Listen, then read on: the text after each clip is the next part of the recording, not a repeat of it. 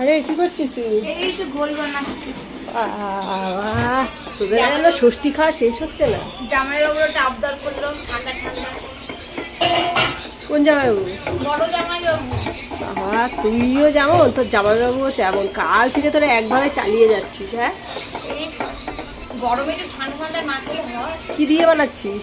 এই টক দই, জলজিরা, বিট লবণ, চিনি। কতটা ছিল টক দই? টক দই ছিল 1.5 কিলো। তুই পারবি তো বানাতে? খাওয়া যাবে? হ্যাঁ হ্যাঁ এবার একটু বরফের কুচি দিয়ে দিবি, হ্যাঁ। খানা আর একটু ওপর দিয়ে একটু বিট লবণ ছড়িয়ে দিবি, আবার জলজিরা। হ্যাঁ দেখি কেমন বানাস তুই। তুই কোনোদিন বানিয়েছিস আগে? নেই, ফার্স্ট টাইম ট্রাই করছিস? না না, অনেকবারই বানিয়েছি। হ্যাঁ, ভালোই ছিল খেতে। হ্যাঁ, এই জন্য জামাইবাবু আবদার করে তোমার হাতে ঠান্ডা ঠান্ডা ঘোল খাবো। দেখিস জামাইবাবু ঘোলই খাস, আর অন্য কিছু খাস না।